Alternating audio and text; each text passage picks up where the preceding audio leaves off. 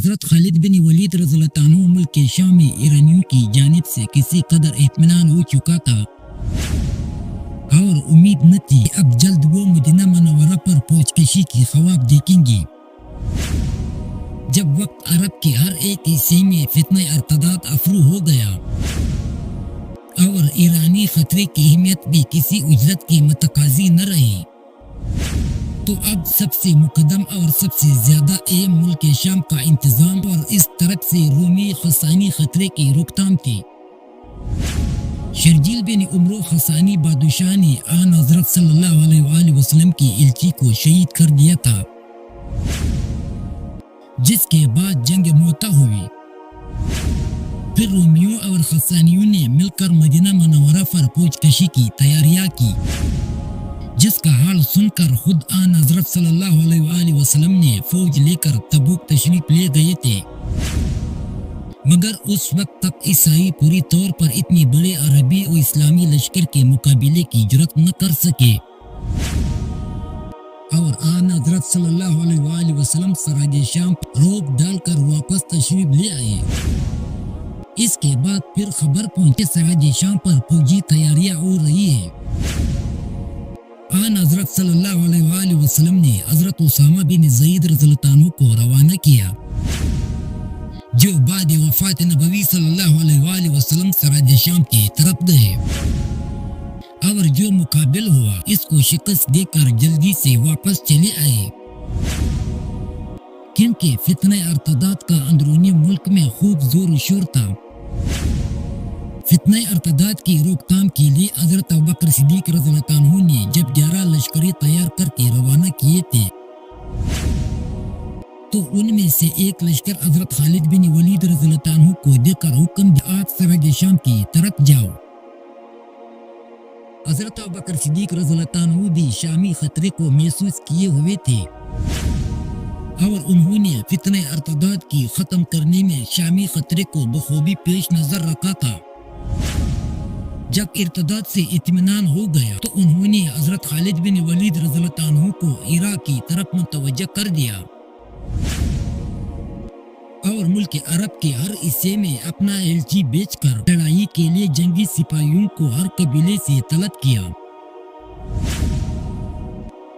مدعا اس سے یہ تھا کہ عرب کی متحدہ طاقت سے رومی اور ایرانی شہنشاہیوں کا مقابلہ کیا جائے۔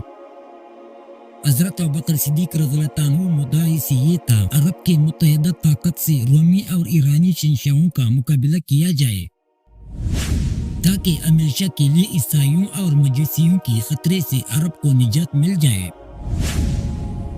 دوسری عرب کی جنگجو قبائل جو خاموش بیٹھنے کی عادی نہ تھے، ان کو ہر عیسائی ملک سے طلب کر کے غیر مسلم دشمنوں کے مقابلے میں شام و عراق کی طرف بھیج دیا جائے، تاکہ عرب کے اتحاد و قوت اور اسلام کی مرکزی قوت کے لیے کسی اندرونی فتنے کا اندیشہ باقی نہ رہے۔ اندرونی صورت کہا جا سکتا ہے کہ فتنہ ارتداد بھی اسلامی فتوحات کا ایک بہت بڑا سبب تھا، اور حضرت ابوبکر صدیق رضی اللہ عنہ کی تدبیر رائے نے اسلامی عظمت و شوکت کی نشوونما کے لیے وہ کام کیا جو ایک تجربہ کار اور ہوشیار مالی اپنی باغیچے کی سرسبزی کے لیے کر سکتا ہے۔ حضرت خالد بن ولید رضی اللہ عنہ کے ساتھ بہت تھوڑے سی آدمی تھے، لیکن وہ راستے سے حضرت ابوبکر صدیق رضی اللہ عنہ کی ہدایت کے موافق جس قدر مسلمان ہو سکے اپنے ہمراہ لیتے گئے۔ حضرت خالد بن ولید رضی اللہ عنہ کو حکم دیا گیا تھا کہ جہاں تک ہو سکے مرتدین کو درست کرنا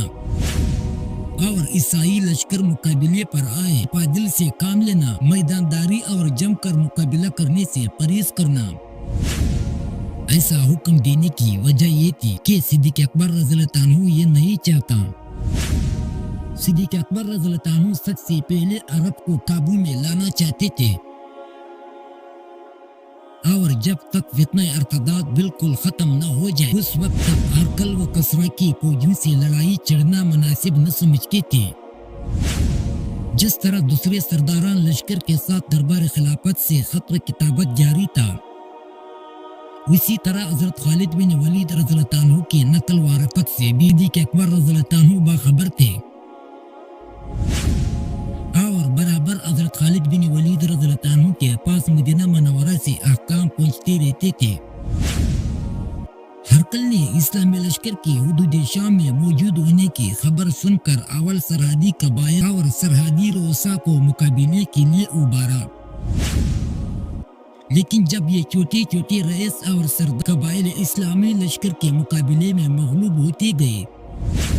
تو قیصر روم ہرقل نے یامان نامی رومی کو لشکر عظیم کے ساتھ آگے بڑھایا۔ جب عیسائی اور اسلامی فوجوں کا مقابلہ ہو تو یامان کی لشکر کو شکست اور مسلمانوں کے ہاتھ بہت مال غنیمت آیا۔ اس شکست کا حال سن کر ہرقل خود سلطنت قسطنطنیہ سے روانہ ہو کر ملک شام آیا۔ اس شکست کا حال سن کر ہرقل خود سلطنت قسطنطنیہ سے روانہ ہو کر ملک شام آیا اور تمام فوجوں کو جمع کر کے لڑائی کا اطمینان اس نے براہ راست اپنے ہاتھ میں لیا۔ حضرت خالد بن ولید کی خط سے یہ تمام کیفیت صدیق اکبر رضی اللہ عنہ کو معلوم ہوئی، جس کا ان کو پہلے سے اندازہ تھا۔ اتفاقاً جس روز یہ خط مدینہ منورہ میں پہنچا اسی روز اکرمہ بن ابو جہل رضی اللہ عنہ اپنی مہم سے فارغ ہو کر مدینہ منورہ پہنچے تھے۔ ساتھ ہی ملک کے ہر حصے سے لڑائی کے لیے آمادہ اور جہاد فی سبیل اللہ کے لیے تیار ہو قبائل آنے شروع ہو گئے تھے۔